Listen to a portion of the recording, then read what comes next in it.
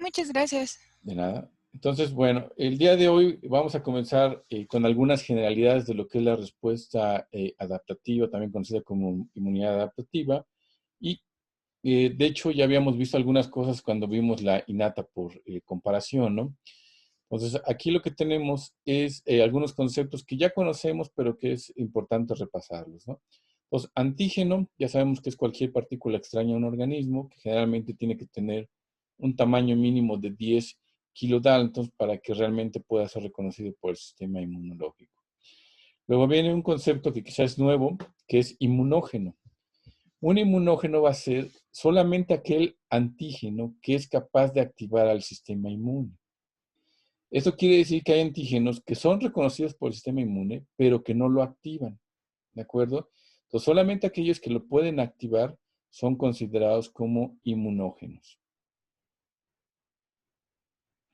Otro término importante a recordar es lo que es un apteno. Doctor, Dígame. es que no se ve en la presentación. No funcionó el compartir la pantalla. ¿No la ven? No. No, nada más refiere como si Ha empezado avisa que está a compartiendo pantalla compartir usted, pero no aparece la pantalla. Oh, ok. Creo que se arregla si la quita y la vuelve a poner y ya, se comparte bien, según yo.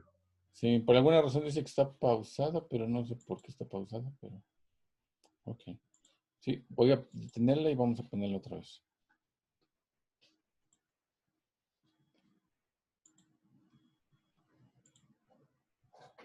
¿Ya la pueden ver? Ya. Ahora sí. Ya, doctor. Gracias. Ok. Quizás sea el problema un poco con esto de cuando uno pone la presentación y se anima, quizá alguna razón se detenga, pero bueno, esperemos que no pase. Si pasa, pues de modo lo volvemos a cambiar. Bien, entonces, hablábamos ahora de lo que es un apteno. Un apteno es una molécula que por sí misma no se comporta ni como antígeno ni como inmunógeno, ¿de acuerdo? Pero cuando se llega a combinar con otra molécula de mayor tamaño, entonces se puede convertir en un antígeno o en un inmunógeno, ¿de acuerdo? Un ejemplo de esto, para que quede más claro, podría ser un medicamento. ¿Ajá? Por ejemplo, las penicilinas, que tienen este gran problema, ¿no? Si ustedes recordarán, las penicilinas siempre que les van a administrar algún tipo de penicilina, les preguntan si son alérgicos a las penicilinas. Y también si inclusive ustedes buscan en el frasquito del medicamento, siempre trae una advertencia que menciona que este medicamento puede dar problemas de alergia aun cuando se haya utilizado antes y que no tuviera problemas, ¿sí? Esto se debe a que en algunas ocasiones, y todavía no sabemos del todo el por qué pasa, algunos antibióticos se pueden combinar con proteínas del plasma, ¿sí? Con proteínas transportadoras del plasma. Y cuando se pegan estos dos componentes, forman uno nuevo, que el sistema inmune reconoce como si fuera una proteína extraña, ¿sí? Por ejemplo, vamos a suponer que se pegó a la albúmina una penicilina, y entonces ya el complejo albúmina-penicilina es visto como si fuera una proteína probablemente microbiana. Y entonces el sistema inmune reacciona contra este complejo, ¿sí? Entonces, esos serían los aptenos.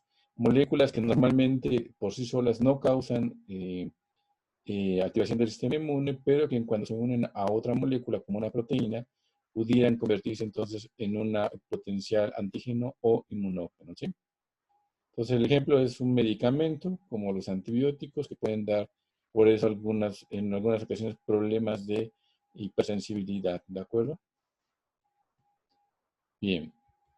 Ahora, ¿de qué depende la característica de un antígeno de ser inmunógeno? Es decir, de poder activar el sistema inmunológico. ¿Tienen preguntas por ahí, Emilio?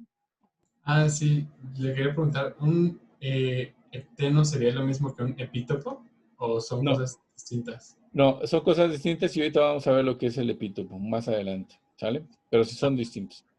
Gracias. Bien. Entonces, decíamos que de qué depende que un antígeno se comporte como inmunógeno, depende de algunas características propias de su constitución, y aquí están las más importantes. Uno es la extrañeza. Entre más extraño sea una partícula, es más probable que pueda activar el sistema inmunológico, ¿sí? Si, por ejemplo, tomamos proteínas del cerdo, algunas de proteínas del cerdo, por muy increíble que sea, son muy parecidas a las del ser humano, ¿sí? De hecho, en alguna época se utilizaban válvulas cardíacas del cerdo para hacer trasplantes y restaurar alguna válvula cardíaca que estuviera dañada en el ser humano, precisamente por la similitud que tienen. Entonces, ahí son, justamente como son similares, la probabilidad de que sea un desencadenante de la respuesta inmune disminuye. Sin embargo, si ponemos una proteína, por ejemplo, de algo muy extraño, como podría ser una cucaracha, lo más probable es que vamos a reaccionar en contra de ella. Entonces, entre más extraña sea la sustancia ajena a nosotros, es más probable que sea inmunogénica, ¿de acuerdo? Bien. El tamaño ya lo hemos visto, que de hecho, si no pasa los 10 kilodaltons, no va a tener respuesta del sistema inmune. Y aquí también dice que entre más grande sea ese tamaño, es más probable que desencadene la activación del sistema inmunológico. La composición química se refiere a los elementos que van a formar esa partícula extraña. Aquí, en particular, a lo que se refiere es que hay componentes de la naturaleza que son más fácilmente reconocidos por el sistema inmune, y estas son justamente las proteínas, ¿sí? Entonces, de los componentes que pueden formar, por ejemplo, a un ser vivo, tenemos lípidos, carbohidratos, proteínas y ácidos nucleicos. De estos, el que mayor capacidad tiene de ser reconocido por el sistema inmune, pues son las proteínas, ¿no? Y gran medida se debe a que ya vimos que las moléculas del MHC presentan justamente fragmentos de proteínas, ¿no? Entonces, es la razón principal. Entonces, a eso se refiere la composición química. La forma física, esto se refiere a, entre más complejo sea, por ejemplo, hablamos de una proteína que tiene residuos de carbohidrato o residuos de lípidos, la va a hacer todavía más inmunogénica a una proteína que no los tiene, ¿sí? Entonces, y que bueno, obviamente también si es una proteína grande, globular, es más fácilmente que sea vista por el sistema inmune que si es una proteína muy pequeñita, ¿sí? Entonces, a eso se refiere. Y la otra es la estabilidad. Eso se refiere a que hay ciertas moléculas que pueden, una vez que ingresan en nuestro organismo, pueden ser desintegradas rápidamente, ya sea por las proteínas como las lisosimas, por las proteínas de la saliva, las proteínas que podemos tener del complemento, etc. Si estas proteínas lo inactivan rápidamente el antígeno, entonces no le da tiempo a la célula presentadora de antígeno de tomarlo y presentarlo. Entonces, entre más inestable, es menos probable que active el sistema inmune. Pero si es una proteína que se mantiene muy estable, que es difícil de destruir por esas proteínas de la respuesta innata, entonces es más probable que las células presentadoras de antígeno la vean y la presenten al sistema inmune y entonces generan una respuesta, ¿sí? Entonces son algunas de las propiedades, no son todas, pero son las más relevantes que hacen que una molécula sea más o menos inmunogénica, ¿de acuerdo? Bien. Y aquí está nada más lo que les mencionaba hace ratito, en términos generales, si acomodamos a los componentes de un organismo vivo en el orden en el que pueden generar una respuesta inmune, pues tendríamos obviamente que moléculas pequeñas como aminoácidos, como los aptenos, pues son poco inmunogénicos, igual que los lípidos tampoco son muy inmunogénicos, y carbohidratos ya son más inmunogénicos como podemos ver, y finalmente pues las que mayor potencial tienen de activar el sistema inmune son las proteínas, ¿no? Entonces, eso es importante de reconocer porque, por ejemplo, si hablamos de una vacuna, es importante que la vacuna tenga componentes de origen proteico. De lo contrario, difícilmente se va a desencadenar la respuesta inmune, ¿sí? Entonces, es muy importante que exista alguna proteína para que se active el sistema inmunológico. Ahora sí vamos con la pregunta que nos hacía su compañera. Cuando hablamos de una proteína, no toda la proteína es realmente vista por el sistema inmune, sino solamente un pequeño fragmento de la proteína. Entonces aquí tenemos un ejemplo, ¿no? Aquí está una proteína representada por esta línea roja, es toda la secuencia de aminoácidos que forman la proteína. Y aquí en amarillo nos marca solamente los puntos que van a ser reconocidos por el sistema inmune. Estos puntos de reconocimiento son los que llamamos epítopos, ¿de acuerdo? Entonces, el epítopo sería el fragmento del antígeno que va a ser reconocido por el sistema inmune. Y aquí en este mismo ejemplo, pues nos ponen como anticuerpos representados por esta Y, estarían reconociendo justamente estos epítopos, ¿de acuerdo? Entonces, de esta proteína, solamente 4 fragmentos son reconocibles por nuestro sistema inmunológico. ¿Sí? Entonces, ¿sí queda claro lo que es un epítopo, chicos? Bien. Aquí viene un concepto también muy importante y que va relacionado con lo que vimos con las moléculas del MHC. ¿Se acuerdan que dijimos que las moléculas del MHC iban a reconocer ciertos péptidos de acuerdo a la secuencia?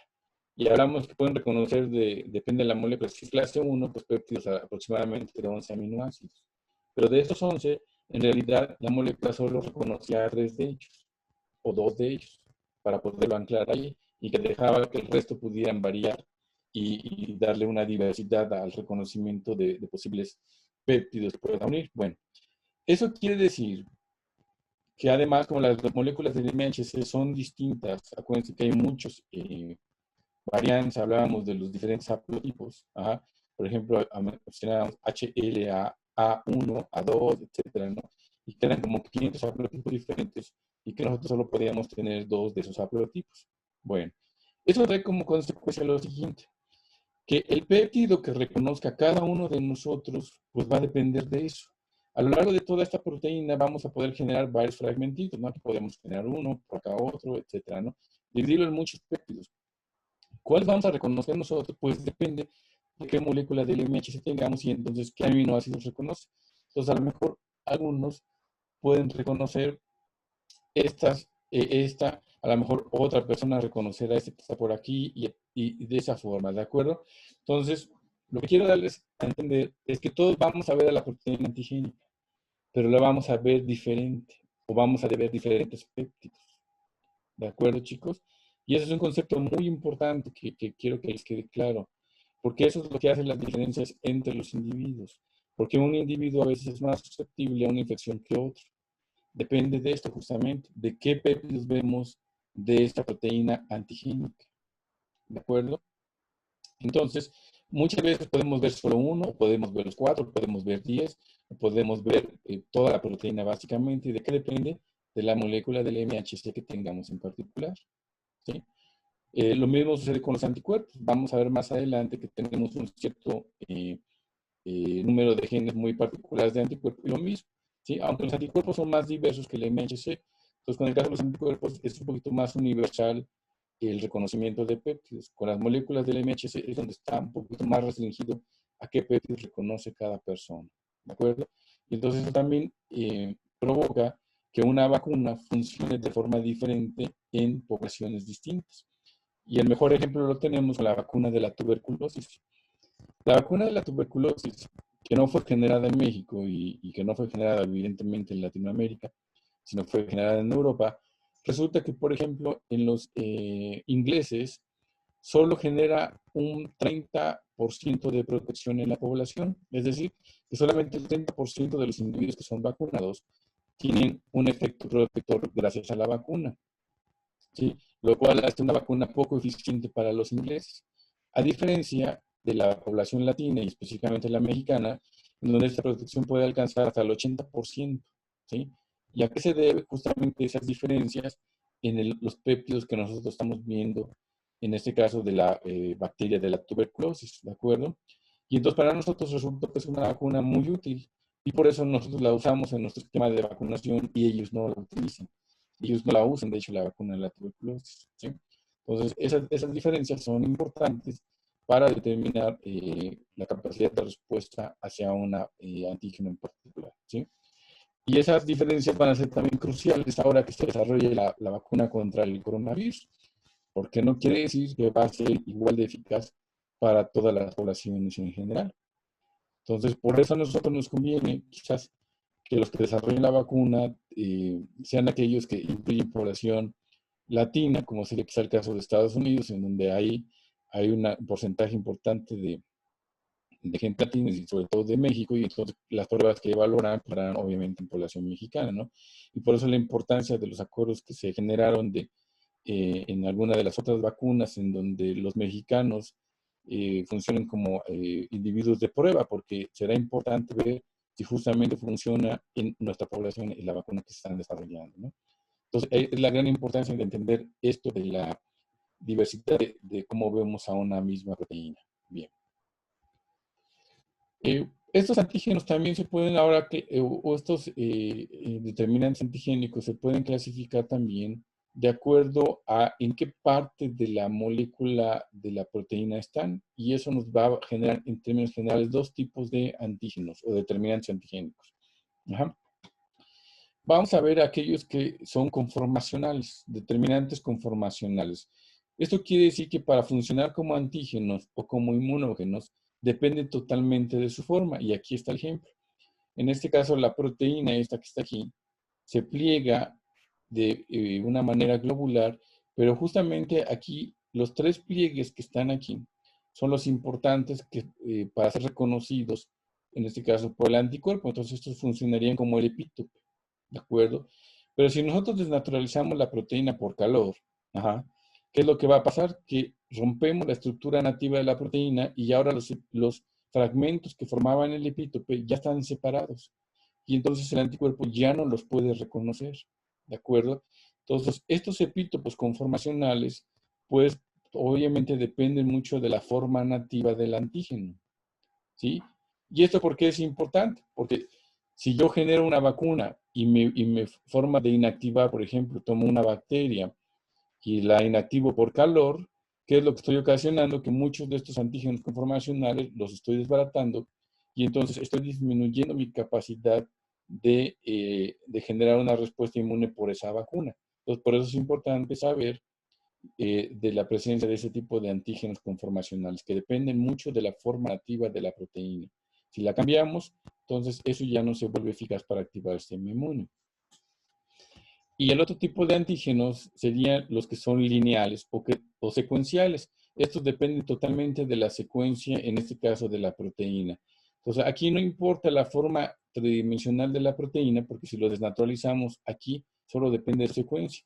Entonces, aunque esté en su forma desnaturalizada, la secuencia se mantiene y entonces sigue siendo reconocido por el anticuerpo en este caso, ¿de acuerdo? Entonces, ese tipo de antígenos obviamente son mejores para cuestiones de elaboración de una vacuna porque pueden presentarse tanto en la forma nativa como en la forma desnaturalizada, ¿sí? Entonces, hay que entender un poquito esas diferencias entre los antígenos conformacionales y aquellos llamados secuenciales o lineales. Bien, y la otra parte que va a reaccionar con el antígeno o con el epítopo es el anticuerpo, ¿no? Por ejemplo, pues ya habíamos mencionado que el anticuerpo está dividido en dos fragmentos.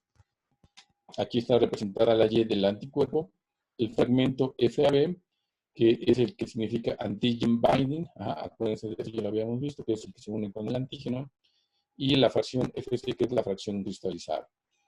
Y bien, la porción exacta del anticuerpo que se une con el epítopo recibe el nombre de paratopo, ¿sí? Entonces, la contraparte del epítopo sería el paratopo, ¿de acuerdo? Que es la parte del receptor inmune que se va a unir al antígeno, ¿sí? Entonces, ¿está claro el concepto de paratopo y de epítopo? Entonces, el paratopo sería el receptor y el epítopo sería, pues, más que nada el péptido que se está adquiriendo, ¿no? Exactamente, Okay. Así es. Gracias. Recuerden que el epítopo es solamente un fragmento, no es todo el antígeno, es solo un fragmento, ¿de acuerdo? Bien. El epítopo también, por cierto, tiene otro nombre, que de hecho es más utilizado hoy en día, que se llama determinante antigénico, ¿sí? Entonces, se llama epítopo o determinante antigénico y es el fragmento que es reconocido por el sistema inmune, ¿sale?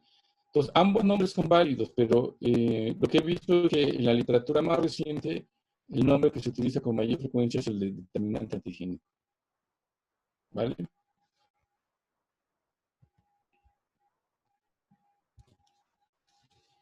Bien, ahora, cuando hablamos de antígenos, vamos también a separarlos en dos grandes grupos, y esto se refiere al antígeno total, ¿no? Con la mezcla de todos los epítopos. Son los antígenos llamados T independientes, y vamos a ver que existe otro grupo que son los T dependientes. Y esto de T independiente o T dependiente se refiere a que si el antígeno requiere o no la activación de linfocitos T para estimular el sistema inmune. Entonces, ¿cuáles son los T independientes? Aquí está básicamente cuáles serían. Son los polisacáridos. Los antígenos de origen polisacárido, como el LPS, ¿se acuerdan? Que es constituyente de la pared celular de las bacterias gram negativas, es un antígeno que no requiere de la activación de linfocitos T para estimular el sistema inmune. Entonces, este es un ejemplo de este tipo de antígenos. Ok, me menciona que se está cortando un poquito el audio. Ok. Bien. Pues bueno, le repito, por si no me escuchaban esta diapositiva. Y lo que es nada más la clasificación de los antígenos en T independientes o T dependientes, ¿no?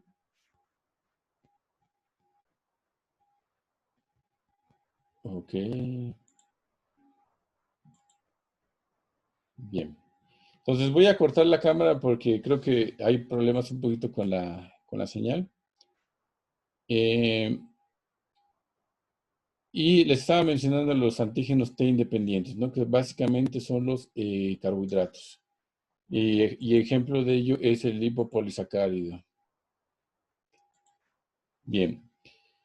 Estos antígenos generalmente son reconocidos por anticuerpos y linfocitos B. Esa es la característica de estos antígenos T independientes, que son reconocidos por anticuerpos y linfocitos B. En contraste, el otro grupo de antígenos, que son los T dependientes, son las proteínas, ¿sí? Y las proteínas van a ser reconocidas principalmente por linfocitos T. Y aquí pues hay un montón de ejemplos, ¿no? Todo tipo de proteínas que forman parte de virus, bacterias, cualquier organismo extraño, ¿no? Entonces, esta clasificación es muy sencilla, ¿no? Porque entonces nos habla de que hay dos tipos de antígenos, los T independientes, que son carbohidratos o polisacáridos en este caso, que son reconocidos por linfocitos B o anticuerpos, y los T dependientes, que son proteínas y que son reconocidas esencialmente por linfocitos T. ¿Sí? Bien.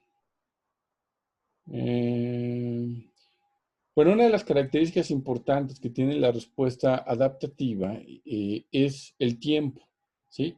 Acuérdense que en el caso de la respuesta innata es una respuesta inmediata que básicamente se presenta en minutos y lo vimos de hecho cuando hicimos la inflamación en nuestro brazo, que básicamente fue cuestión de segundos, ¿no? En donde empezamos a ver el efecto de la respuesta. En el caso de la respuesta adaptativa, pues es una respuesta que requiere forzosamente de días para que se genere esta respuesta. Es una respuesta mucho más tardía que la innata. Aquí hay una tabla que también ya la habíamos visto en la clase anterior, que nada más compara las características de la respuesta innata con la adaptativa. Y esto básicamente ya lo habíamos visto, ¿no? Entonces nada más, creo que de hecho nos podemos saltar esta tabla. Y nada más resaltar las características importantes de la respuesta adquirida, que son estas tres. Es una respuesta inducible, es decir, que no está presente, sino que se tiene que generar cada vez que se genera el primer contacto con el antígeno. Es específica. Ya hablábamos que también la innata es específica, nada más que aquí el grado de especificidad es mucho mayor, ¿no? Entonces, esta nos puede reconocer diferencias de 1 o 2 aminoácidos en la secuencia de una proteína, entonces por eso es que es mucho más específica. Y la otra que tiene memoria, aunque es también de memoria, ya vimos que también lo comparte la respuesta innata, ¿no? Aunque es más evidente en la respuesta adaptativa la memoria, ¿no? Y esta memoria es una de las propiedades que nos ha permitido el desarrollo de vacunas, ¿no? Justamente, ¿qué es lo que hacemos con una vacuna? Pues es presentarle el antígeno a nuestro cuerpo, un antígeno obviamente en su forma inerte que no sea capaz de causar la enfermedad, y el sistema inmune lo va a ver, lo va a procesar, lo va a presentar, va a generar una respuesta contra ese antígeno, y entonces ya está preparado para un siguiente evento, y en ese siguiente evento la respuesta será mucho más rápida y eficiente. Y esa es la importancia de tener esa memoria inmunológica, ¿no? Cuando hablamos de la respuesta inmune, la podemos dividir en diferentes fases. Esa los vamos a ir desglosando poco a poco en estas clases, ¿de acuerdo? Entonces, ahorita no se preocupen mucho si ven demasiada información aquí. Entonces, la respuesta va a estar dividida en lo que es algo que ya vimos, que es el reconocimiento del antígeno, ¿no? Es la parte inicial cuando se reconoce ese antígeno. Y en el caso de que sea un antígeno como un polisacárido, pues se hace directamente por los linfocitos B, ya dijimos. Y en el caso de que sea una proteína, pues tiene que hacerse a través de una célula presentadora de antígeno, como ya hemos visto. Y después de ahí viene el contacto o la presentación propiamente al linfocito T. Y entonces después vendrá una fase que se llama fase de activación, de expansión de los linfocitos capaces de reconocer el antígeno y propiamente una fase efectora en donde vamos a ver mecanismos importantes por los cuales los linfocitos actúan. Y finalmente, cuando se elimina el antígeno, pues tendrá que haber un regreso al estado de equilibrio en donde ya no necesitamos estos linfocitos activados y entonces se tienen que desactivar. Y aquí es donde participan las células que ya hemos mencionado y citocinas antiinflamatorias. Aquí en esta parte de desactivación de la respuesta, pues estaría jugando un papel importante las células T reguladoras que ya vimos y las citocinas como la interleucina 10 y el factor de necrosis transformante beta, ¿de acuerdo? Entonces aquí es donde entrarían en esa fase importante para regresar al equilibrio y no tener un exceso de activación del sistema inmune que pueda desencadenar en una autoinmunidad.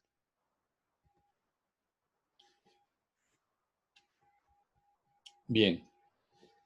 Ahora, aquí les pongo esta gráfica, es muy interesante y muy importante que la entiendan, porque en el caso de la respuesta adaptativa, justamente como dijimos, tiene memoria y esa memoria lo que permite es que la respuesta sea más eficiente. Entonces aquí nos ejemplifican en el caso de una respuesta de anticuerpos. Ajá. Todavía no hemos visto los anticuerpos como tal, pero les había mencionado que hay 5 grupos de anticuerpos. Y que van denotados por una letra. Entonces, en esta gráfica justamente vienen 2 de ellos, los llamados anticuerpos de tipo M y los de anticuerpos de tipo G, y que se abre bien como IgM porque Ig significa inmunoglobulina. Entonces, acuérdense que un anticuerpo es sinónimo de inmunoglobulina. Entonces, aquí tenemos a la inmunoglobulina M y la inmunoglobulina G. Entonces, estas dos pertenecen a la respuesta adaptativa. Entonces, en una primera exposición con el antígeno, lo que observamos es que sí hay producción de estas, pero esto va a tardar en tiempo. Si aquí le pudiéramos poner tiempo en semanas, esto estaría hablando de al menos 2 semanas para que esto empiece a ocurrir, ¿sí? Entonces, aquí tiene que pasar un lapso de 2 semanas para que se empiece a observar la producción de estos 2 anticuerpos, ¿sí? Y si se dan cuenta, el anticuerpo que primero se produce es la IgM y después la IgG. Y esto siempre va a ocurrir en una respuesta de tipo primaria, es decir, la primera vez que se ve un antígeno y hay respuesta de anticuerpos, siempre, y más cuando veamos inmunoglobulinas más adelante veremos el porqué, pero siempre va a ser IgM la primera que se produce, ¿de acuerdo? Y después puede seguir IgG o cualquiera de las otras, pero lo que sí es una regla es que la primerita que se genera es la IgM, ¿sí? Ahí no hay excepción, siempre es IgM la primera que se genera. Y entonces tenemos que una respuesta primaria se caracteriza principalmente por la producción de IgM, ¿de acuerdo?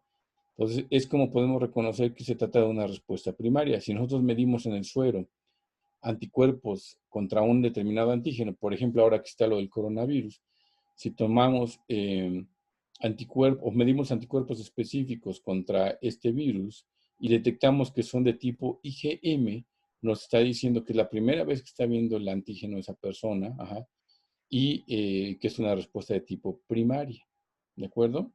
Entonces, esto es importante que lo recuerden por esa razón, pero también porque es pregunta de examen, ¿sí? Entonces, en el examen les van a preguntar inmunoglobulina característica de una respuesta primaria y la respuesta tendría que ser IgM, ¿de acuerdo?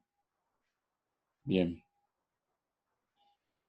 Posteriormente tenemos que si observamos ahora una respuesta secundaria, es decir, una segunda vez que se ve el mismo antígeno, si se dan cuenta, la respuesta cambia.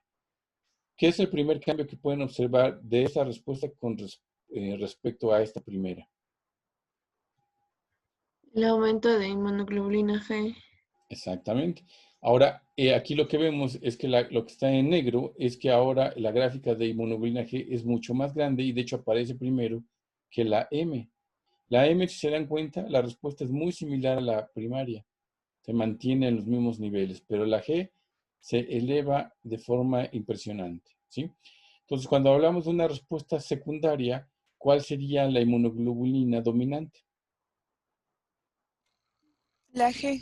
La G. IgG, ¿no? Muy bien. Entonces, espero que lo mismo contesten en el examen, porque esa es otra pregunta de examen, ¿de acuerdo? Bien. Otra de las características, si se dan cuenta y comparamos las gráficas, si las pudiéramos encimar una gráfica con respecto a la otra, aquí el tiempo dijimos que eran 2 semanas. Se dan cuenta que es inmediata ya la respuesta, ¿sí? Entonces, una respuesta secundaria ya puede ser de tipo inmediata, ¿de acuerdo? Entonces, el sistema adaptativo también puede responder de forma inmediata, pero siempre y cuando sea la segunda vez que vea ese mismo antígeno, ¿sí? Entonces, aquí ya la respuesta cambió y en lugar de ser una respuesta tardía, se convierte en una respuesta inmediata, ¿sí? Entonces, esa es la ventaja justamente de la memoria inmunológica, que va a incrementar la intensidad de la respuesta por un lado, pero por otro va a acelerar el tiempo en el que se presenta esta respuesta, ¿sí? Esa es la gran ventaja que nos da esa memoria inmunológica, ¿de acuerdo? ¿Y para qué es? Obviamente para responder de una manera más rápida y eficaz contra un mismo antígeno, ¿sí? Y es lo que se trata de inducir justamente con las vacunas, que a la hora de tener el contacto con el antígeno seamos capaces de responder de una forma muy eficiente y de una manera muy rápida contra ese antígeno, ¿vale? Bien. Ahora, la respuesta adquirida o adaptativa puede clasificarse en 4 subtipos, de acuerdo a algunas propiedades que ahorita vamos a mencionar.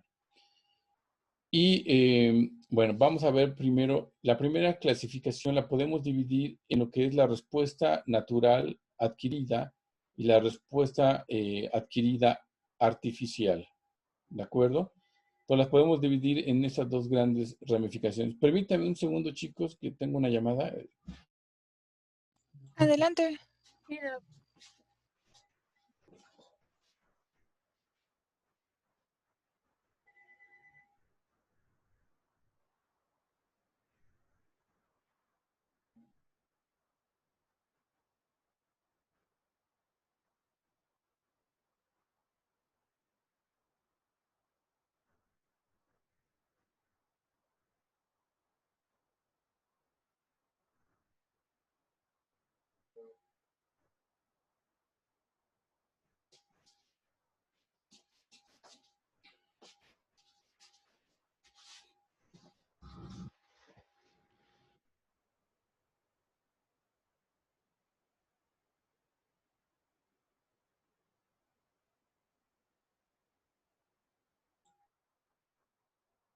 ¿Me escuchan, chicos?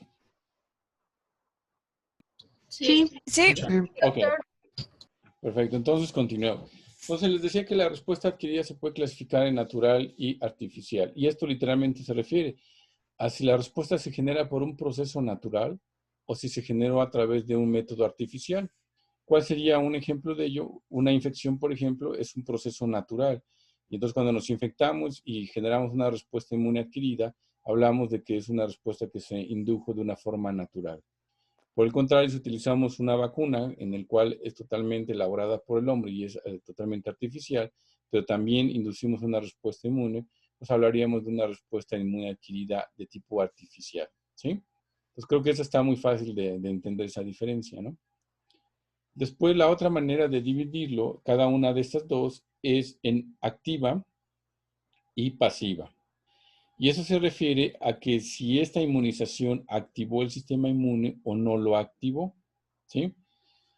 En el caso, por ejemplo, de la natural adquirida, activa, hablamos justamente de una infección. Entonces, cuando tenemos una infección, generalmente, lo que vamos a hacer es que vamos a montar una respuesta inmune contra ese microorganismo que nos está generando la infección.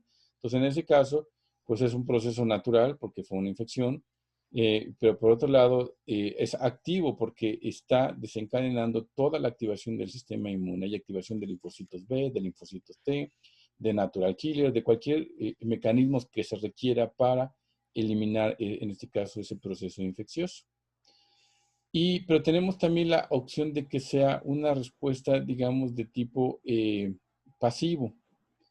¿Esto qué quiere decir? El mejor ejemplo lo vamos a ver, es decir, que tengamos una respuesta inmune, pero que nuestro sistema inmune, el nuestro, no se haya activado, ¿sí? Y el mejor ejemplo de ello lo observamos cuando durante la lactancia la madre le pasa anticuerpos al bebé, ¿sí? ¿Qué es lo que pasa en ese proceso? Acuérdense que dentro del proceso de la lactancia, digo, además de los nutrientes que van en la leche materna, otra de las cosas muy importantes es que van también los anticuerpos de la madre allí mismo, en la leche.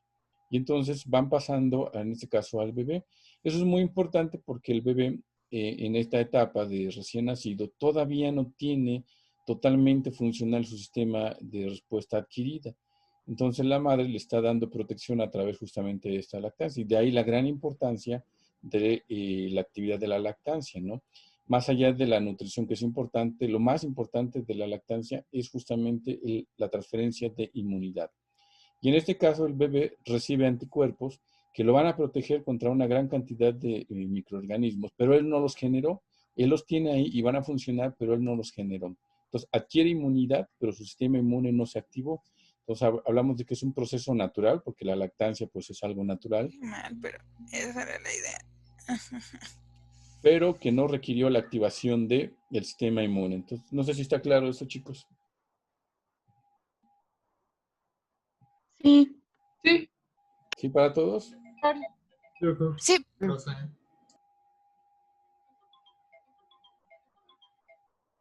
Bien. Ahora, en el caso de la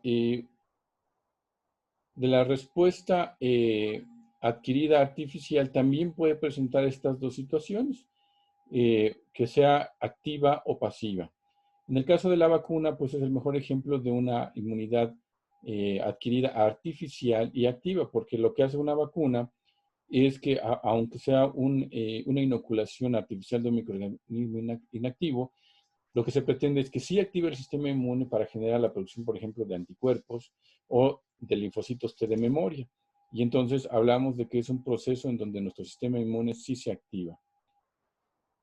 Por otro lado, en el caso de una inmunidad pasiva y que sea artificial, tendría que ser la transferencia de inmunidad de un individuo a otro, en donde le confiere esa inmunidad, pero que el sistema inmune digamos, del receptor no sea activado. ¿Cuál sería el mejor ejemplo de esto? Bueno, hay muchos, ¿no? Pero quizá uno relativamente conocido es, por ejemplo, ¿alguien sabe qué es lo que pasa si, por ejemplo, los muerde una serpiente o los pica un alacrán venenoso? ¿Qué es lo que tendrían que hacer?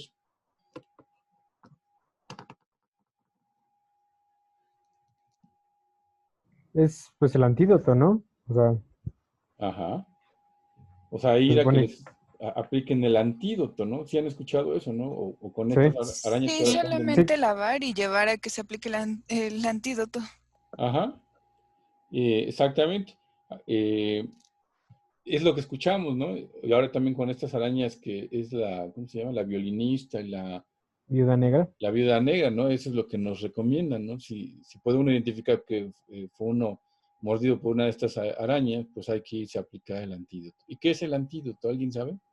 Creo que era el mismo veneno de tanto de la serpiente como de la araña o del alacrán. Bueno, el antídoto en realidad son anticuerpos. Ajá. Son anticuerpos que se generan en otro individuo. Hace muchos años, cuando empezaba esa tecnología, se hacía en caballos. Entonces, lo que se hacía era tomar, por ejemplo, se aislaba el veneno de la serpiente, se inactivaba por calor, y ese veneno se le inyectaba a un caballo. ¿Por qué a un caballo? Pues porque es un animal grande del cual podemos obtener mucho suero. Y entonces, después de que el caballo, desarrollaba anticuerpos, se extraían del caballo y esos se usaban para directamente inyectarlos en alguien que había sido mordido por una serpiente, ¿sí? Entonces, esos fueron los primeros ensayos de ese tipo de inmunidad. Entonces, se le administraban los anticuerpos, el individuo se volvía, digamos, inmune o en ese momento era capaz de neutralizar el veneno, pero su sistema inmune no se había activado como tal. O sea, una respuesta a una inmunidad pasiva y artificial, pues porque era totalmente generado por el humano, ¿no? Hoy en día han mejorado estas tecnologías y ya no se utilizan caballos, ya se hace básicamente totalmente en el laboratorio, lo cual tiene muchas ventajas, ¿no? Primero, pues no estar lidiando con el pobre caballo, estarlo torturando, y por otro lado, pues obviamente se ha hecho más barato el proceso y pueden generar mayores cantidades de esos anticuerpos dentro del laboratorio. Se hace simplemente con cultivos celulares, ¿sale? Entonces, doctor, dígame. bueno, es que precisamente tengo una duda de eso porque yo había escuchado que una vez que el paciente ya se había curado, tenía que ir a llevar una muestra al hospital o clínica para, como para producir más anticuerpos a partir de su suero. Entonces, ¿se conserva esa inmunidad o no? Sí. Bueno, no y sí. ¿Qué es lo que pasa? Generalmente, bueno, es que depende. Generalmente cuando nos muerde una serpiente muy venenosa, obviamente tenemos el riesgo de que eso llegue rápidamente al sitio blanco, ¿no? Que muchas veces es el sistema nervioso central.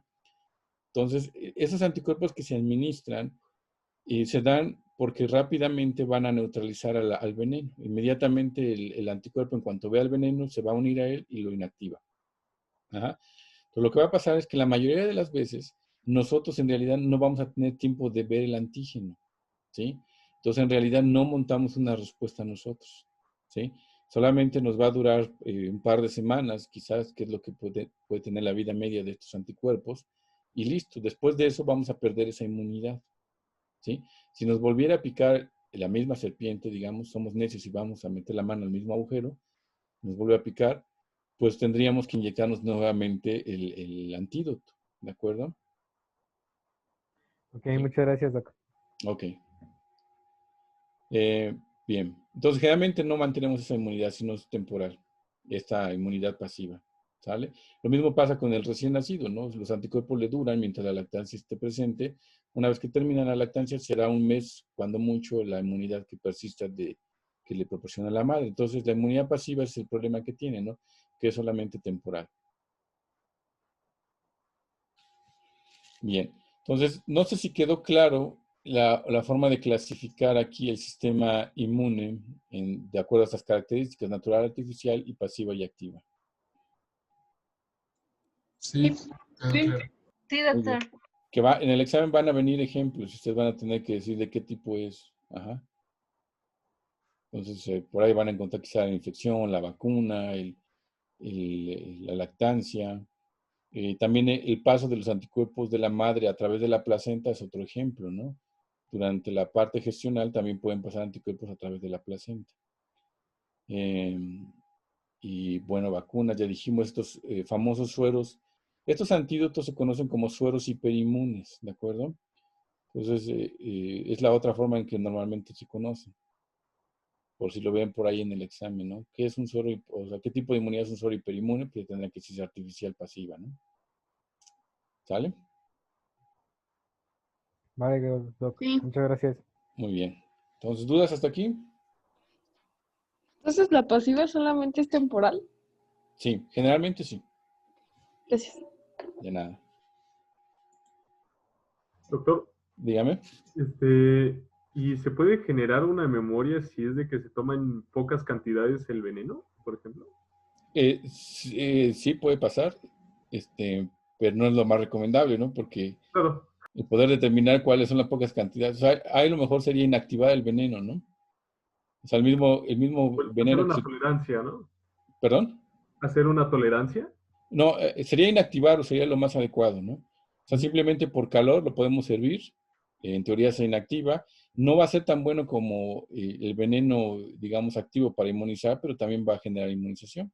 Entonces sería lo más ideal, ¿no? Inactivarlo por calor, por ejemplo, o con algún método químico, y ya después, entonces, ahora sí utilizarlo para inmunizarnos. Ok, gracias. De nada.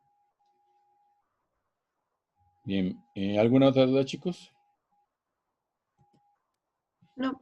Bien, entonces terminamos la primera parte de esta clase, que eran las digamos, como las características más generales de la respuesta innata. Entonces, ahora vámonos bien, con una parte que es ya propiamente lo que va a ser el reconocimiento de los antígenos, ¿sale? Entonces, esta que sigue sí está un poquito más difícil la clase, es parecida a la del MHC. Entonces, mucha atención, por favor, y cualquier duda me dicen. Entonces, ok, ¿sí están viendo la presentación de receptor de células T y B? Sí, Sí. Ok.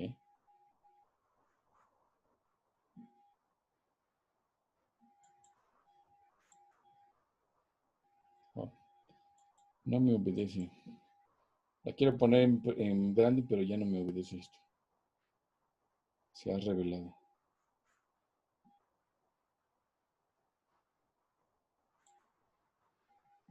Bueno, espero que la vean ahí. Si no, pues más adelante, si hay alguna diapositiva que requiera, la ampliaré, pero ahorita no me dejan.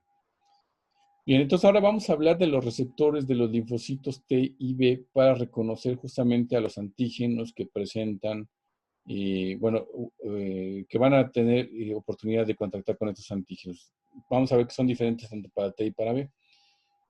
Vamos a empezar con los linfocitos T. En el caso de los linfocitos T,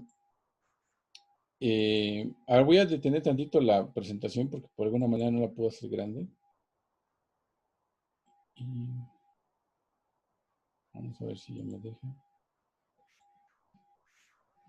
Ok, parece que ya.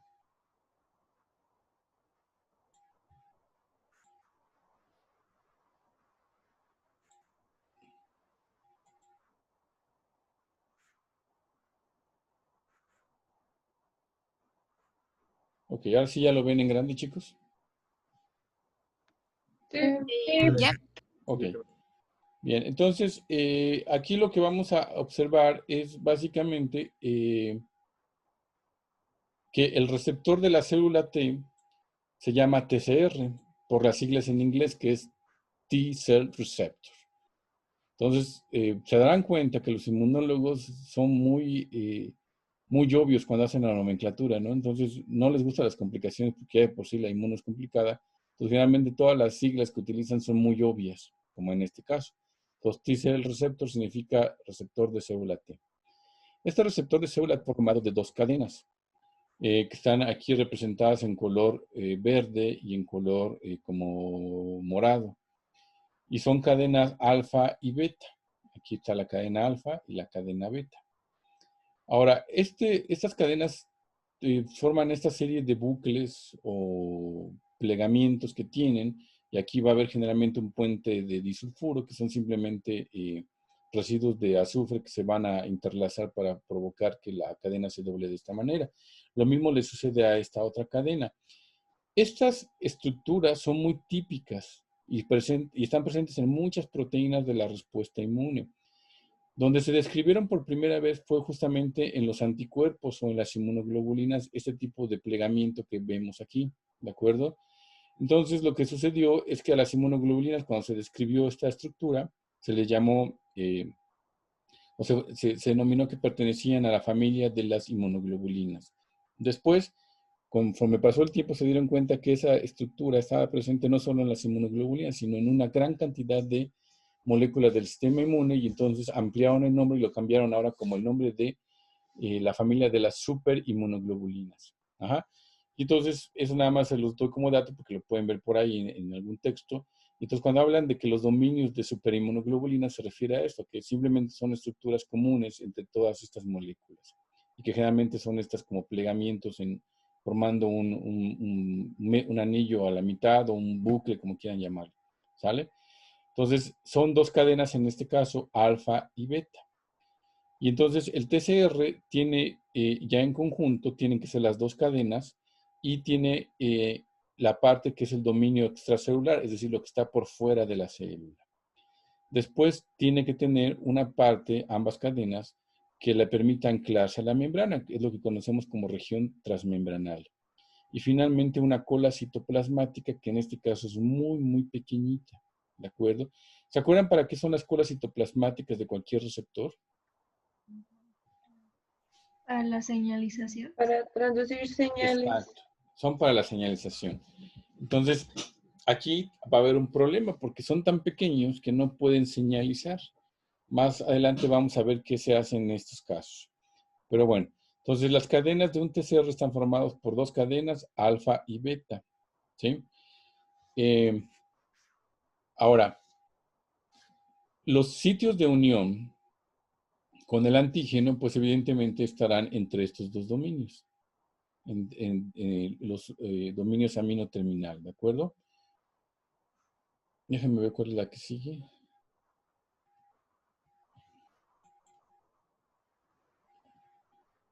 Bien, entonces, bueno.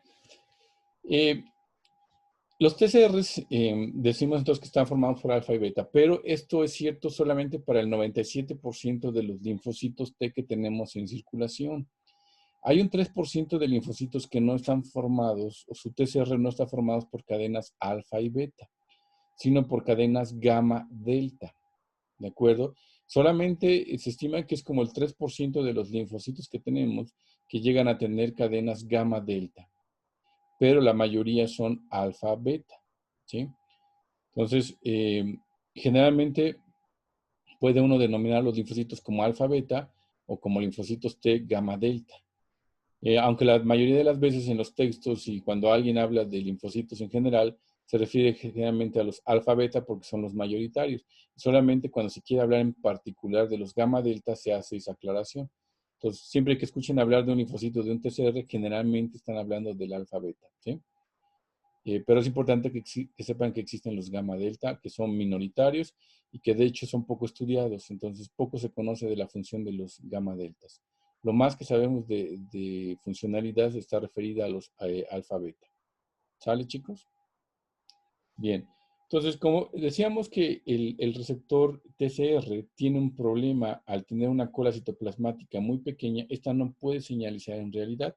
Entonces, para poder señalizar y mandar la señal cuando vea un antígeno, tiene que tener cadenas o proteínas accesorias, que en este caso son las que están aquí en color verde. Son las cadenas denominadas como épsilon y gamma, por este lado épsilon y delta. Ajá. En sí, estas dos cadenas son conocidas como CD3. ¿Sí? Este complejo es conocido como CD3, no importa si sea cadena de gamma o delta, mientras tenga la épsilon es conocido como CD3. ¿Sí? Y entonces no quiero que se aprendan estos de gamma épsilon o épsilon delta, sino lo que quiero que se aprendan es que estos proteínas accesorias son el CD3. ¿De acuerdo? Entonces, todo TCR siempre va acompañado de CD3, porque estas que sí tienen una cola citoplasmática más larga son importantes para el proceso de señalización. ¿De acuerdo? Entonces, CD3 generalmente se conoce como un correceptor, porque estas no actúan como un receptor como tal, sino ayudan a un receptor a funcionar. Entonces, son conocidas como correceptores. ¿De acuerdo? Bien. También hay otras cadenas aquí que alcanzan a ver cadenas zetas. Estas también son importantes para el proceso de señalización y simplemente se conocen como cadenas zetas. ¿De acuerdo? Entonces, tanto el CD3 como las cadenas zetas son importantes para que el TCR realmente sea funcional. De lo contrario, si estas faltan, el TCR no puede mandar la señal al interior de la célula. Por mucho que vea el antígeno, no puede mandar la señal, ¿sí? Entonces, la importancia de estos correceptores es para que la señal pase al interior de la célula. ¿De acuerdo? Bien. Ok. Ahora, aquí viene cómo van a interaccionar el receptor del linfocito T con las moléculas del MHC, que ya vimos. Entonces, esto es nada más poner ahora en conjunto las dos moléculas que acabamos ya de ver. Por un lado, aquí tenemos el TCR, que sería esta parte, aquí nos lo está indicando, es el TCR de la célula, ¿no? Con sus cadenas alfa y beta, o gamma delta pudieran ser. Y después vemos que eso interacciona directamente con el antígeno, pero el antígeno viene en ¿dónde? Presentado en una molécula del complejo principal de histocompatibilidad. ¿sí? Entonces, esta es la interacción que debe de darse entre una célula presentadora de antígeno, que es la de aquí abajo, con un linfocito T para que se lleve a cabo un proceso de activación del linfocito T. Este es el primer contacto que requieren tener, que digamos que se forma un trímero, que es entre el TCR, el antígeno y la molécula del MHC, ¿de acuerdo? Como esta tiene una beta 2 microglobulina, ¿qué molécula del MHC es? Clase 1. Clase Clase 1. uno. Bueno, ahí viene, ¿no? Okay, MHC1. muy bien. Ok.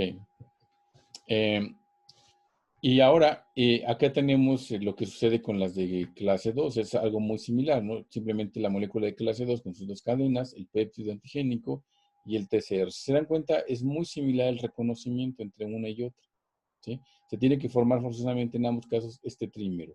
Y el trímero es MHC, antígeno y TCR, ¿vale? Y aquí estarían las moléculas de CD3 que estarían ayudando a la señalización de este reconocimiento. Ahora, aquí vemos un elemento extra, que sería, ¿cuál sería el elemento extra que vemos aquí, en esta, primero? CD8. CD8. CD8. 4, ¿no? ¿Y del otro lado? CD4. CD4. Ahora, si se dan cuenta, tanto CD8 como CD4 reconocen a quién. ¿Quién lo expresa? ¿Cuál, perdón? Célula linfocito. ¿A qué molécula reconocen en particular? Bueno, El ¿quién lo expresa el CD8 aquí?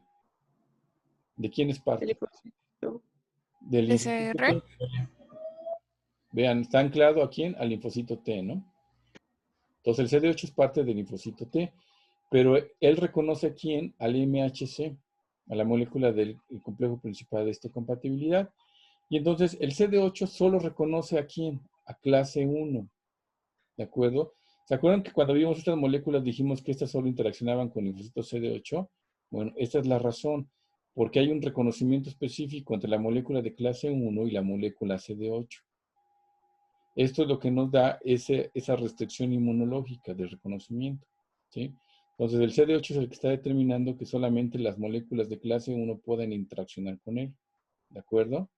Por eso, las moléculas de clase 1 que dijimos que estaban expresadas en todas las células nucleadas van a ser reconocidas por CD8. Dijimos que era importante para poder reconocer células infectadas por virus, que potencialmente cualquier célula podía infectarse por un virus, y la otra, pues cualquier célula podía convertirse en una célula cancerosa y por lo tanto el MHC clase 1 presentaba antígenos virales y antígenos propios mutados, por lo que eran reconocidos por los CD8, que son las células citotóxicas, ¿no? Que aquí es lo que viene aquí. Células T citotóxicas. ¿Sí estamos claros, chicos? Sí. Muy bien. Y de forma parecida sucede lo mismo con el CD4. El CD4, que está anclado en el linfocito T, reconoce específicamente una porción del MHC, pero en este caso es clase 2. Entonces, como solamente reconoce clase 2, las únicas células que pueden interaccionar con CD4 sean aquellas que expresan MHC clase 2. ¿Sí? Y entonces estas, que son básicamente las células presentadoras de antígeno, ¿no? Ya se acordarán los macrófagos, células dendríticas, inmunocitos, digo, linfocitos B. Bien. Entonces esta diapositiva es muy importante que la entendamos porque vamos a entender mucho de la funcionalidad del sistema inmune. Bien, ¿dudas hasta aquí, chicos? No. Bueno, a mí me quedaron un poquito de dudas de la diapositiva pasada. Ajá. Estoy tratando de regresar, pero esta máquina el día de hoy no me obedece. Aquí están. Creo que no entendí muy bien cómo es que se unen las proteínas, bueno, epsilon. ¿Estas de aquí? No, las que sirven como su... ¿Las de acá abajo? Ajá. Son Z, son Z. Esta letra es Z. Ah, me confundo. Ok, estas están ancladas a la membrana. Digamos que siempre se anclan a la membrana y estos dominios que ven aquí son complementarios y se atraen estos dominios. Por eso es que se ensamblan juntas. Son sintetizadas de forma separada, pero a la hora de ponerse en la membrana se van buscando por afinidad. Entonces, estas digamos que se pegan por afinidad, ¿sí? Bueno, de hecho, todas estas cadenas se mantienen atraídas unas a otras porque tienen cierta afinidad o cierta atracción entre ellas. Eso es lo que las haría que se mantienen juntas, ¿sí? Sí, ya quedó claro, gracias. Ok. ¿Alguna otra pregunta, chicos?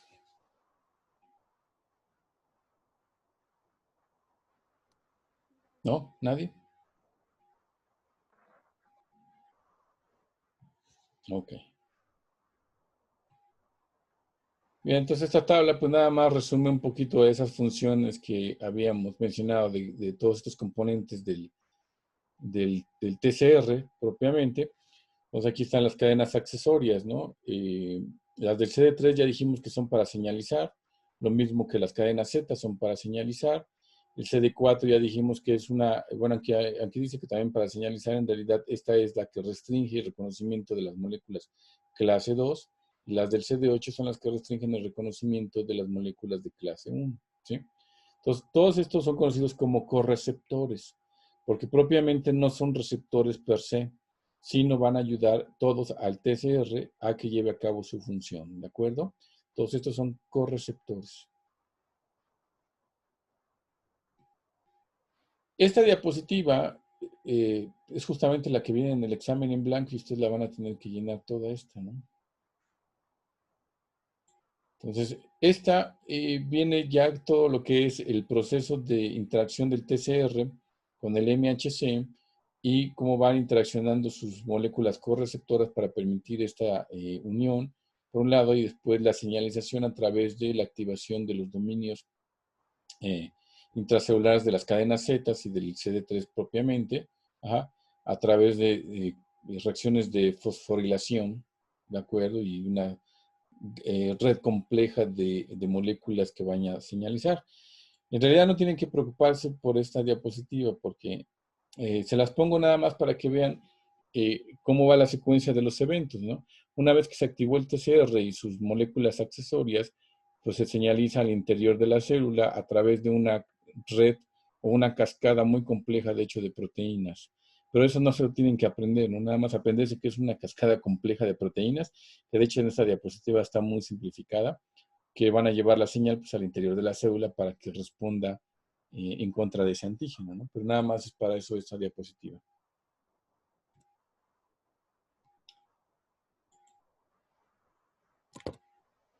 Bien. Ahora, ¿qué es lo que ven ahí en la pantalla, chicos? ¿Lo pueden reconocer esa molécula? ¿Un anticuerpo? ¿Un anticuerpo? Es la estructura que representa un anticuerpo, de acuerdo a lo que hemos visto. Bueno, pero la única diferencia es que si se dan cuenta, este anticuerpo, que en este caso sería una IgM, con sus cadenas que ya conocemos, en este caso está anclado, si se dan cuenta, aquí a una membrana. ¿Sí lo distinguen? Ajá.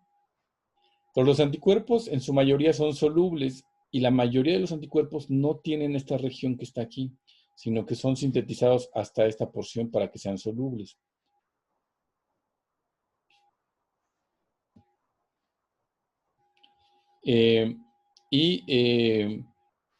Sin embargo, en algunas ocasiones, los anticuerpos, como la IgM, que es una de las principales que hace esto, tiene una región extra que le permite anclarse a la membrana de una célula, que es el linfocito B. Y entonces, cuando se ancla a la membrana, este anticuerpo va a ser el receptor del linfocito B para reconocer los antígenos. Y entonces, ¿cómo se va a llamar? Receptor de célula B.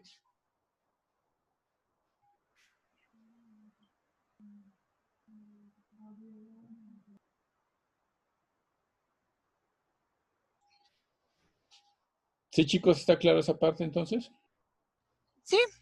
Ok, y al igual que el otro, pues la nomenclatura es la misma. B-cell receptor, B es BCR. Ajá. Y eso nos va a identificar el receptor del linfocito B para reconocer antígenos.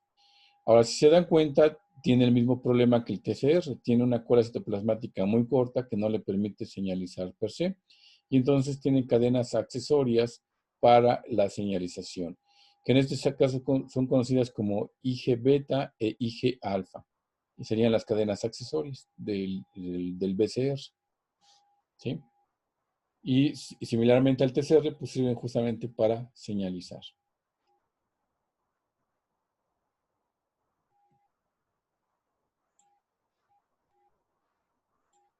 Ahora, una diferencia importante con el TCR es que el BCR, para poder mandar la señal al interior de la célula, requiere que dos moléculas de BCR sean activadas al mismo tiempo, como se observa en este recuadro, ¿sí?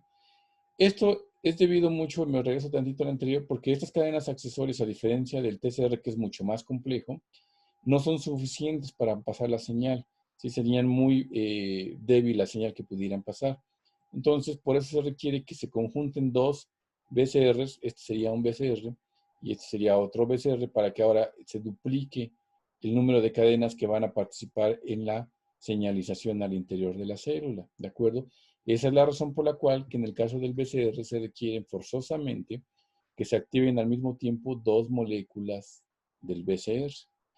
A diferencia del TCR, que con una podría mandar la señal, ¿sí? Bien. Este efecto en el que dos moléculas del BCR se activen, no nada más es que se activen dos al mismo tiempo, porque podría ser que esta está en este extremo de la célula y por acá hay otra que se activa, y eso no funcionaría, sino tienen que estar pegaditas las dos moléculas, ¿sí? El mismo antígeno muchas veces hace que las dos moléculas, aquí, esto que se ve aquí sería el antígeno, hace que las dos moléculas se peguen por la estructura que tiene el antígeno, ¿sí? Ahora, digamos, acercamiento de dos moléculas de BCR se conoce como cross-linking o entrecruzamiento de receptores, ¿sí? Entonces, para el BCR es estrictamente necesario que exista un entrecruzamiento de receptores para que la señal pueda pasar de forma eficiente al interior de la célula. Y ya después, pues viene todo esto que vimos también en la otra, una serie de activaciones intracelulares, de generalmente reacciones de fosforilación y demás cosas que van a mandar la señal al núcleo para que éste responda adecuadamente contra este antígeno, ¿de acuerdo? Entonces, ¿sí entienden las diferencias entre uno y otro? Uno lo puede activarse con una sola molécula, mientras que el otro requiere forzosamente que dos se activen al mismo tiempo y que estén cercanamente una de otra. ¿Vale? Vale. Ok, chicos. Ahora, una forma alterna de activar a un BCR es con ayuda también de receptores del complemento. Y ahí la importancia de lo que ya habíamos visto en la respuesta innata, ¿no? Entonces aquí nos pone que esta es una bacteria, por ejemplo, que se le une C3, bueno, en este caso es C3D, pero también podría ser C3B, que fue una de las opsoninas que vimos. Ajá. Y entonces, lo que podría pasar es que, por un lado, la bacteria es reconocida directamente porque tiene polisacáridos, podría ser el LPS el que está siendo reconocido aquí, por el anticuerpo, el BCR, pero al mismo tiempo un receptor de complemento, que en este caso es el receptor de complemento 2, porque es el C3D. Si fuera C3B sería el receptor de complemento 1, ¿no? Este podría entonces también reconocer al microorganismo y entonces de esta manera formar un entrecruzamiento de receptores, en donde uno sí es un anticuerpo, pero el otro no es un anticuerpo. Pero finalmente de cuentas logran juntarse dos receptores para amplificar la señal. Entonces, esta sería una forma alternativa de que un linfocito B se activara. ¿Sí? Si a lo mejor no hay manera de que dos anticuerpos se unan porque el otro antígeno que reconoce el mismo anticuerpo está por acá y no permite el entrecruzamiento de dos inmunoglobulinas, podría ocurrir esto, que un receptor de complemento, el cual el complemento está opsonizando a la bacteria, podría ayudar al linfocito B a que realmente sea activada por este antígeno. ¿Sí, chicos? Entonces tenemos dos vías, una directamente por dos inmunoglobulinas y la otra, la unión de una inmunoglobulina más un receptor de complemento. ¿Sí? Y aquí vemos nuevamente cómo se interconecta la respuesta adaptativa con la respuesta innata.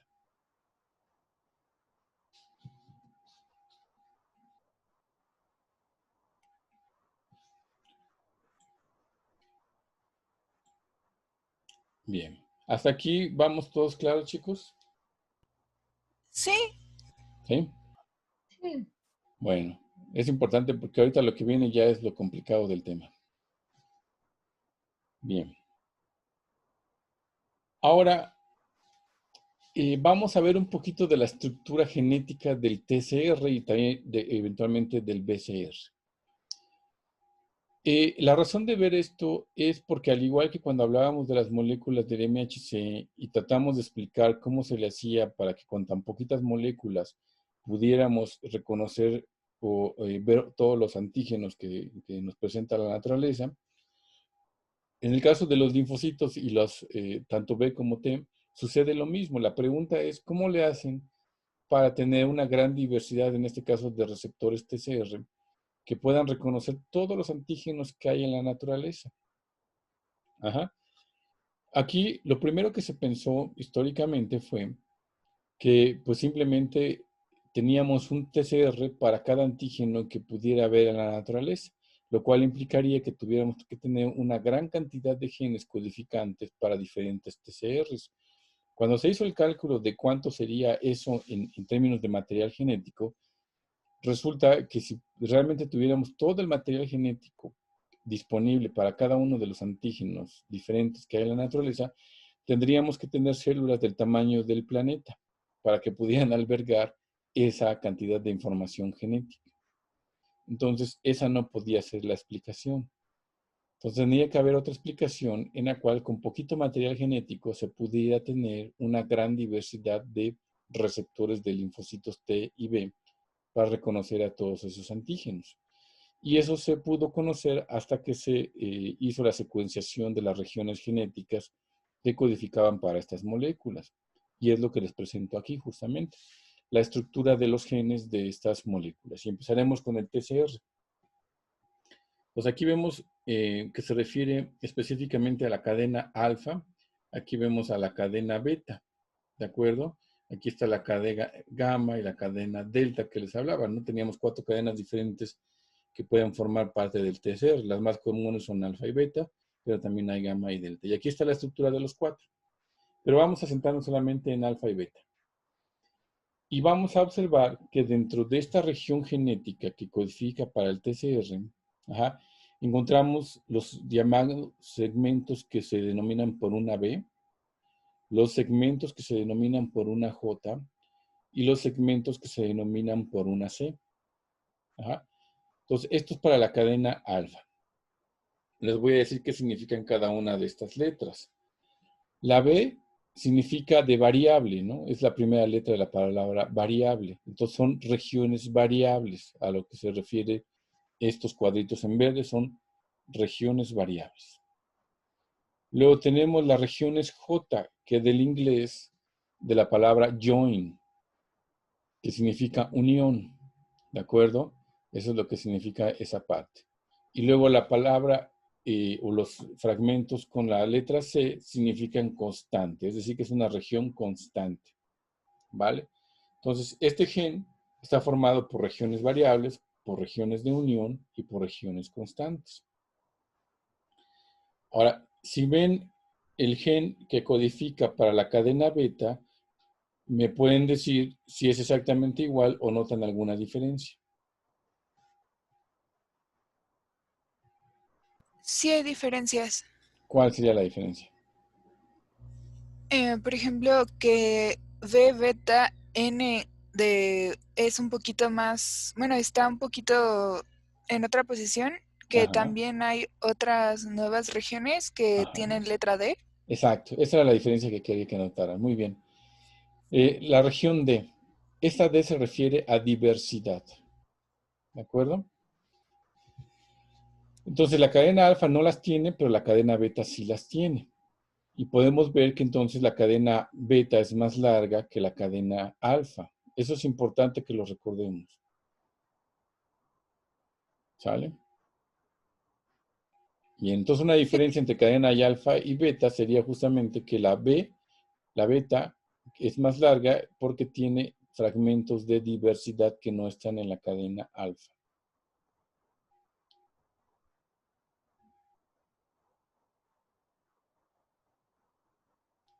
Bien, ahora, ¿para qué les estoy explicando todo esto? Bueno, todo esto es para tratarles de explicar cómo se genera un TCR. Entonces ya vimos los elementos que están en el gen del TCR. Ahora me voy a ir a la siguiente diapositiva. Y en esta diapositiva lo que va a mostrar es un proceso conocido como recombinación genética. ¿Sí? Este proceso de recombinación genética tiene como objetivo generar diversidad en los TCRs, es decir, generar muchos TCRs diferentes a partir de poco material genético. Entonces, este mismo gen, este es un gen, vamos a tomarlo como un gen en particular. Y entonces, este gen, en este esquemita, nos pone que tiene al menos 3 regiones variables distintas. Ahora, aunque se ven iguales, pero la idea es que son distintas, ¿de acuerdo? Y tiene una región D, un par de regiones J y solo una región constante, ¿sí? Si se dan cuenta, en donde mayor número de regiones vemos es justamente en la región variable. Y su nombre viene de variable porque todas estas son diferentes unas entre otras. ¿Y qué es lo que va a pasar? Que cuando el gen es este, ¿no?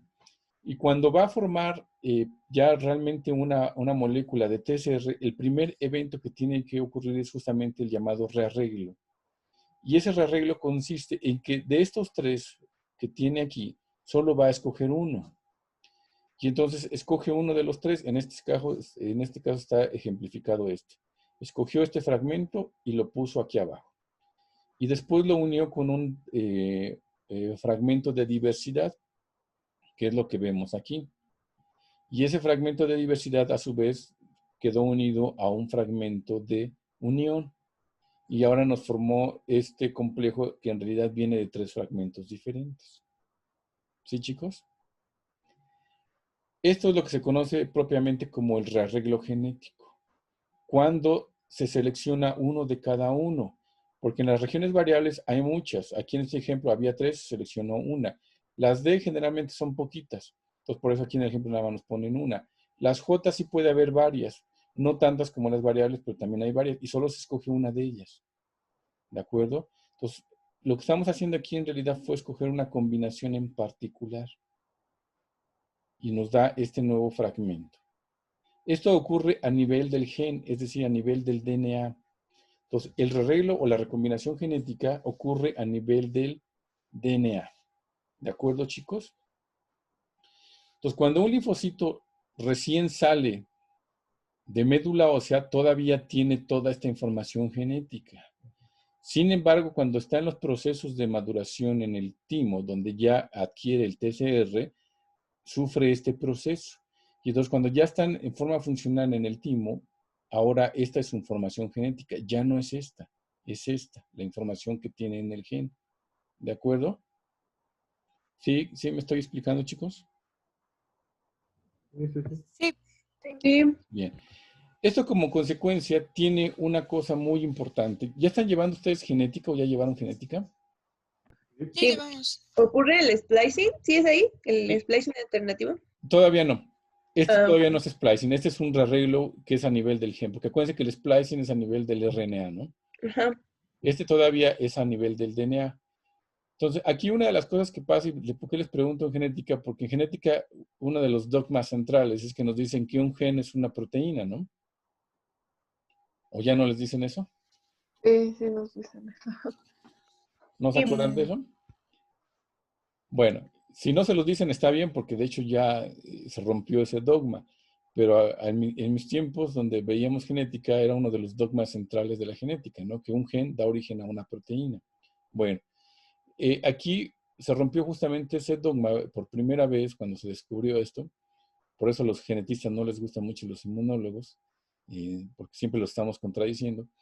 Y una de estas razones es que este es un gen, pero este gen, en realidad, al realizar estas combinaciones, va a generar varias variantes, ¿de acuerdo? De un mismo gen se pueden dar combinaciones, porque si tomamos ahora este fragmento y tomamos este J, ya sería una combinación diferente a esta, y por lo tanto sería un producto diferente. Y todo viene de un solo gen, y finalmente se va a dar origen a diferentes proteínas. ¿Sí? Entonces ese fue uno de los dogmas de la genética que se rompió cuando se descubrieron estos procesos.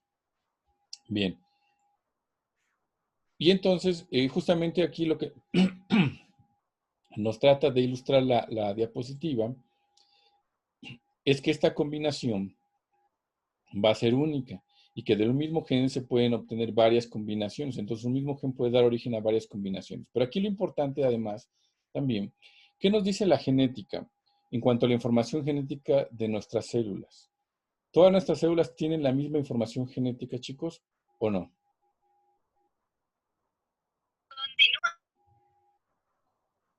¿Cuál, perdón? No escuché. ¿Qué les dijeron en genética acerca de la información del DNA? ¿Es la misma en todas las células o no? Por lo que Creo que recuerdo, sí, pero sí. se Ajá. expresa de diferente manera. Exactamente. O sea, pero digamos que la información de los genes como tal es la misma, solo que se expresa de forma diferente, ¿no? Bueno, pues aquí también rompimos otro dogma de los genetistas. En este caso, les dije que esto ocurre en los linfocitos que están en médula ósea, pero los que están en el timo ya tienen este genoma, el cual ya es diferente de este. Aquí perdió información genética, ¿sí? Perdió todas las secuencias variables que no utilizó y las Jotas que tampoco utilizó, ¿de acuerdo? Entonces, toda esa información que tenía aquí, cuando pasó a este punto, la perdió y literalmente son círculos del DNA que se van formando de los fragmentos que no utiliza y que se van desechando. Entonces, también eso que nos decían los genetistas es falso. Lamentablemente tengo que contradecirlos, pero es falso. ¿Por qué? Porque no todas las células de nuestro cuerpo tienen la misma información genética y este es el ejemplo. Los linfocitos que están en el timo ya no son iguales a todas las otras células nucleadas que tenemos en el organismo, porque las otras células nucleadas sí van a mantener todo esto. No lo usan, pero lo tienen. Pero estos que ya son funcionales ya perdieron todas estas partes que no utilizan y entonces tienen menos información genética que una célula normal. ¿De acuerdo? Entonces también, pues bueno, con la inmunología descubrimos eso, que eso de que todas las células tienen la misma información genética es falso, al menos no para los linfocitos.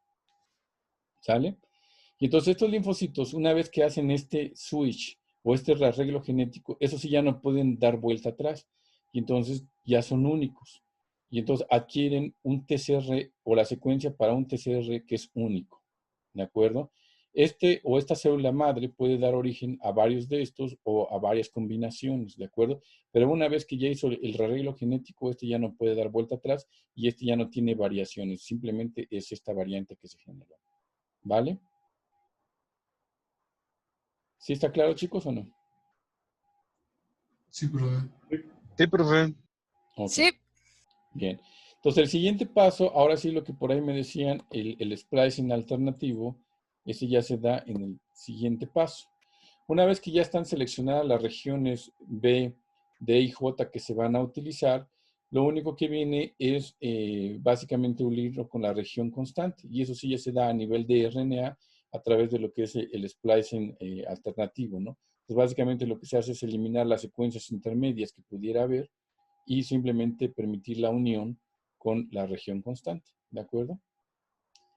Pero aquí, bueno, aquí nos ponen 3 ejemplos en donde se combinan ambos procesos, ¿no? Justamente lo que les decía, aquí está un producto en donde está B1 con D1 y J1, y aquí hay uno diferente, una combinación diferente que fue B2, D3 y J5, ¿sí? Todas provienen del mismo gen porque aquí estaban esos fragmentos.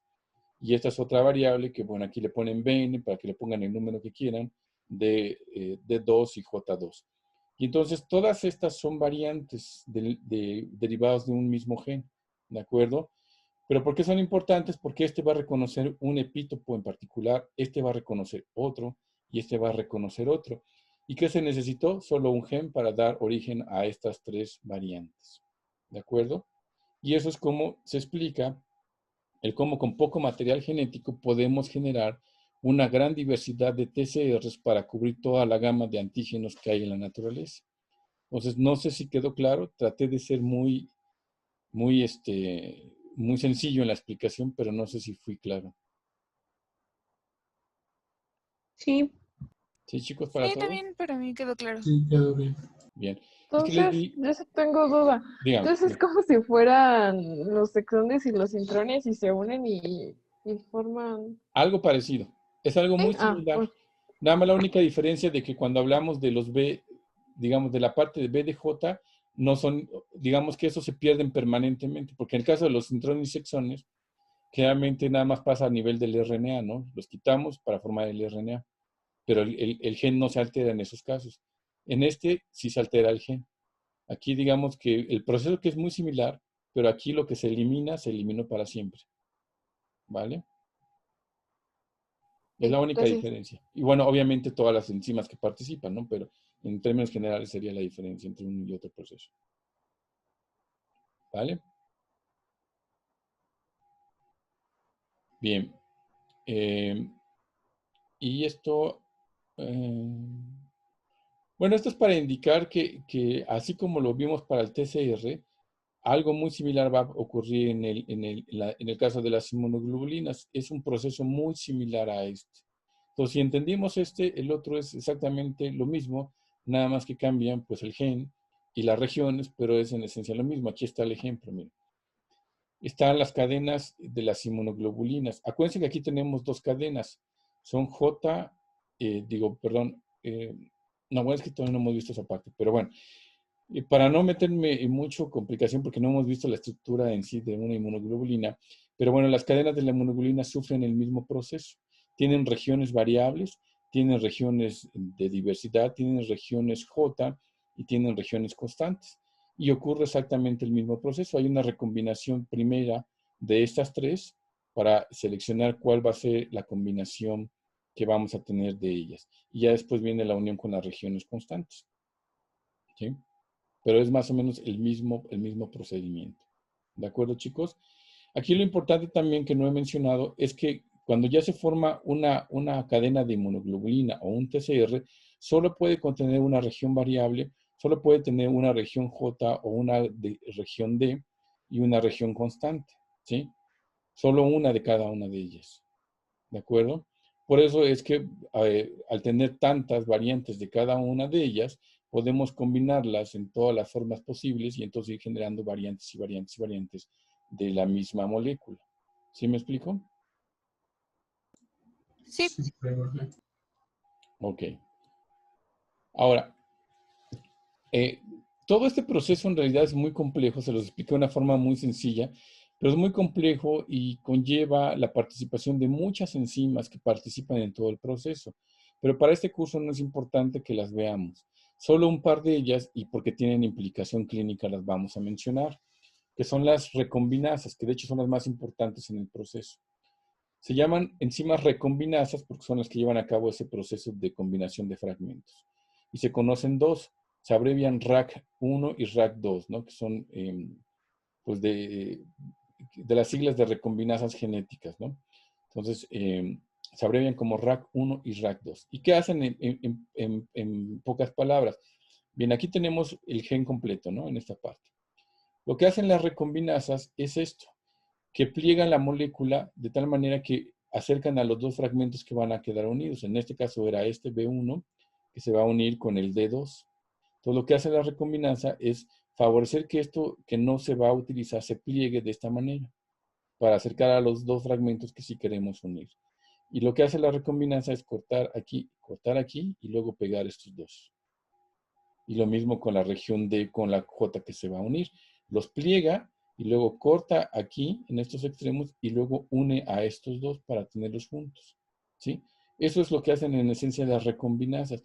Son las enzimas encargadas de hacer, digamos, el corte y confección de este proceso. Cortan y pegan. Ajá. ¿Sí, chicos? Sí. Ok. Y entonces recuerden, por favor, que son RAC1 y RAC2. ¿Y por qué es importante? Porque resulta que hay individuos que tienen deficiencias de una o de la otra o de ambas. Y si estas enzimas no están, ¿qué es lo que va a pasar? Pues no va a haber procesos de recombinación, ¿de acuerdo? Entonces no va a haber diversidad en estos individuos, ¿sí?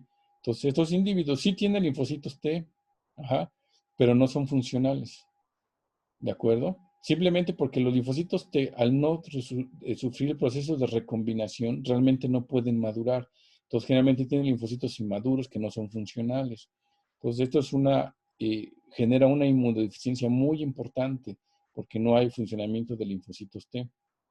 En el caso de los linfocitos B, sí están maduros, sí son funcionales, pero no son diversos, solamente tienen un repertorio muy limitado, ¿de acuerdo? Entonces son las consecuencias que se generan en aquellos pacientes que tienen deficiencia de estas dos proteínas, RAC1 y RAC2, y que son, digamos, no son tan frecuentes, pero tampoco son súper raras, sino que sí hay individuos que las tienen y es importante por eso que recordemos estas proteínas, porque en la clínica probablemente les toque encontrarse con alguna persona que tenga una inmunodeficiencia y podría deberse a esta a deficiencia de estas proteínas en particular, ¿sí?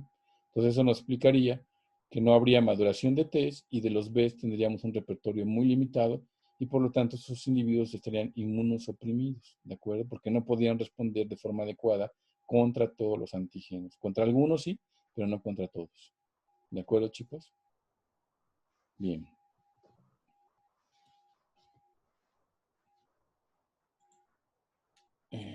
Ok. Y esta nada más es para hacer las matemáticas de cómo se da el proceso de la diversidad. Entonces, aquí como ejemplo tomamos las inmunoglobulinas porque son más cortas y más sencillas de analizar. Entonces, en el caso de las cadenas de las inmunoglobulinas, aquí nos ponen el ejemplo de una de ellas. Y nos ponen, si ese gen en particular tuviera solo 2 regiones variables y 3 regiones J, podríamos formar este número de combinaciones, ¿no? Que sería multiplicar este por este, nos daría 6 combinaciones diferentes. Pero si la cadena fuera más grande, y como es el caso que hay cadenas más grandes de las inmunoglobulinas, que pueden llegar a tener de 250 a 350 regiones variables el gen. 4 regiones J, y todas las combinaciones posibles serían estas. Multiplicar este número por este, o este número por este, y nos darían hasta 1000 variantes o 1400 variantes, ¿sí?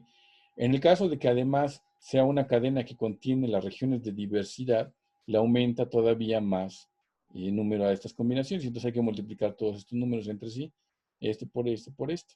Y es lo que tenemos aquí, 250 por 10 por 4, nos da 10.000 combinaciones posibles, o si tomamos los números más grandes, 1000 por 30 por 4, nos daría hasta 120.000 combinaciones diferentes a partir de un solo gen. Esto se refiere a todas las variantes, en este caso de BCR, que se podrían ir generando, ¿de acuerdo? Entonces, estos son números muy grandes. Y luego si consideramos que son cadenas alfa y beta en el TCR, en el caso de las inmunoglobulinas son cadenas kappa y lambda, esto se empieza a amplificar muchísimo más y entonces la diversidad es enorme. Una diversidad tan grande que básicamente puede cubrir la mayoría de los antígenos que hay en la naturaleza. ¿Sí, chicos? Sí. Muy bien. Esa parte yo sé que es compleja, esto no se lo tienen que aprender, esto nada más se los pongo para que vean que todas estas regiones lo que permiten es generar una gran cantidad de variantes.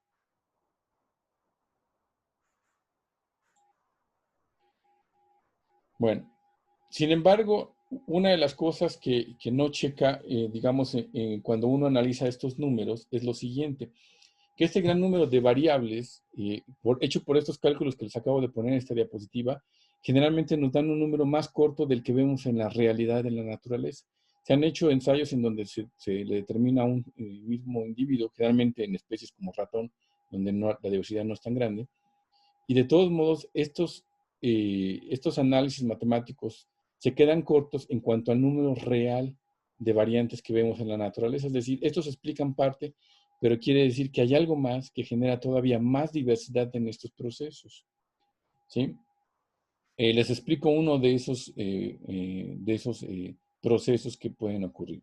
Cuando hablábamos del efecto de la recombinasa, que era cortar y pegar, que es justamente lo que se ve aquí, no hacen cortes, digamos, muy finos, sino que a la hora de cortar el DNA, lo que va a ocurrir es que quedan pedazos como estos, que una de las cadenas del DNA, porque acuérdense que el DNA es de doble cadena, queda, digamos, en esta longitud, pero la otra quedó más corta.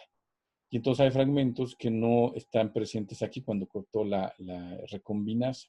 Lo mismo en este otro fragmento del otro lado, ¿sí? Hay un fragmento más largo y este más corto. En este caso no es problema porque si se acuerdan del DNA, es un código. Y por ejemplo, una timina siempre se une a una ¿qué? ¿Se acuerdan de eso? Adenina. Adenina. Entonces, Si yo, célula, quiero rellenar este faltante, lo único que hago es tomar esta como molde para rellenarlo, ¿no? Lo mismo que hace la polimerasa. Entonces aquí quería una adenina, una citosina, ¿con quién va? Con una guanina, que es lo que puse acá, y aquí guanina con citosina y adenina con timina. Entonces no es realmente problema. Se puede rellenar porque existe este molde. ¿De acuerdo? Entonces eso pasa y eso es normal. Y esto no genera ninguna complicación. Pero resulta que en el medio en donde se van a unir, también queda una cierta distancia que uno pensaría que estos se unen entre sí, pero no. Lo que sucede es que aquí hay un rellenado al azar, con nucleótidos al azar, que es lo que está aquí en verde. Cada vez que dos fragmentos, por ejemplo, un variable con un J se unen, en el sitio de unión va a haber un relleno de nucleótidos al azar, ¿sí? Esto es totalmente al azar, ¿de acuerdo? Y la longitud también varía mucho de gen a gen, pero también se ha dicho que es un poquito un proceso al azar, que es difícil determinar cuál es la longitud. En este ejemplo nos ponen que son 5 nucleótidos. Y como estos son al azar, se estarán imaginando que aquí lo que está sucediendo es que esto genera todavía más diversidad, porque esta secuencia es totalmente al azar, ¿sí? Entonces, esto es lo que explica que exista más diversidad de la que nos daban aquellos números, porque esto va a aumentar de forma exponencial las variantes que se van a generar, porque obviamente esta secuencia es totalmente hecha al azar. Entonces, esto aumenta la diversidad que tenemos en la generación de tanto de los TCRs como de los BCRs. ¿Sí, chicos? Sí. Bueno. Bueno, y aquí vienen los números, pero esto es lo mismo que hace rato, ¿no? Nada más es considerando los números que veíamos hace rato, más esto que se llama segmentos por unión, ¿no? Que son lo que estaba en esta diapositiva aquí, que se me olvidó mencionarles, que es la diversidad por unión, ¿no? Que es justamente en los sitios de unión, que es este nuevo número que le meten aquí, y eso pues obviamente incrementa estos números de variantes muchísimo más. Bueno. En teoría todavía nos falta ver inmunoglobulinas, pero creo que ya fue demasiada información para el día de hoy. ¿Sí? Entonces, no los quiero saturar demasiado, entonces nos faltaría ver inmunoglobulinas, que de hecho lo tenía aquí preparado, pero lo vamos a dejar hasta aquí, ¿sale, chicos? Sale, muchísimas gracias. Bien. Gracias. ¿Sale? Entonces, repásenlo, chicos. Yo sé que son temas difíciles, por eso es que no quiero saturarlos mucho, ni quiero hacerles el examen ahorita.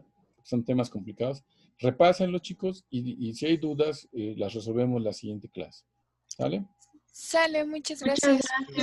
Gracias. Gracias, doctor. Gracias. Hasta luego, que estén muy bien, chicos. Buena semana. Buen día.